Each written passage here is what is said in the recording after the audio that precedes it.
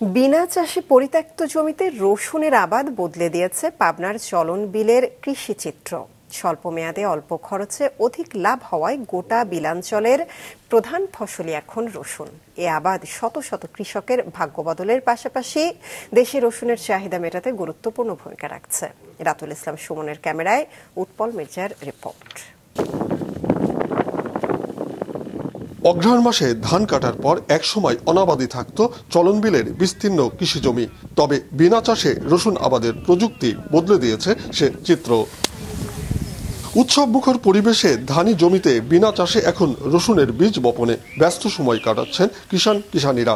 অল্প সময় আর অল্প খরচে অধিক লাভ হয় প্রতি বছরই ব্যাপকভাবে বাড়ছে এই রসুনের আবাদ।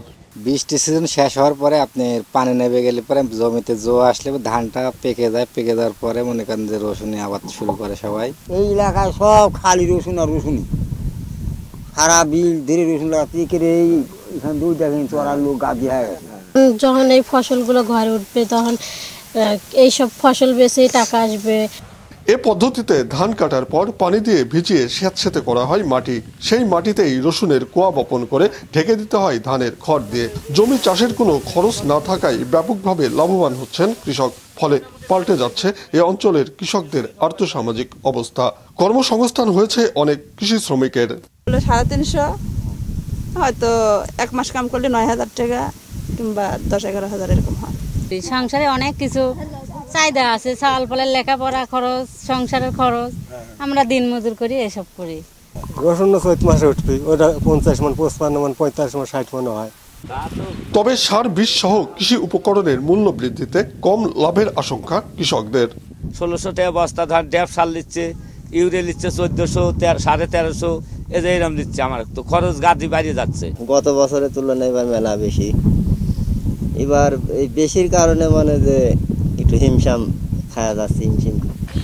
পাবনা কৃষি সম্প্রসারণ অধিদপ্তরের মতে চলতি বছর চলন বিলে প্রায় 4,550 হেক্টর জমিতে 47,915 মেট্রিক টন বিনা চাষে রসুন উৎপাদনের লক্ষ্যমাত্রা নির্ধারণ করা হয়েছে।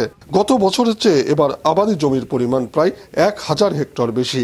বিলের পানি নেমে যাওয়ার সঙ্গে সঙ্গে তারা রোপা আমন ধান কাটার পরেই জমিতে পর্যাপ্ত জো কন্ডিশন থাকা অবস্থায় তারা এই রসুনটা বপন করে থাকে এবং এই কন্ডিশনে রসুন বপন করলে তারা বাম্পার ফলন পায়। তো আমরা কৃষি বিভাগ যেটি আমরা করছি, তাদেরকে এই রসুন চাষের যে কারিগরি সহযোগিতাগুলো আমরা কৃষি বিভাগের মাধ্যমে দিয়ে যাচ্ছি। আবহাওয়া অনুকূলে থাকলে এবারও রসুনের বাম্পার ফলন হবে বলে আশা করছেন স্থানীয় কৃষক ও কৃষি কর্মকর্তারা।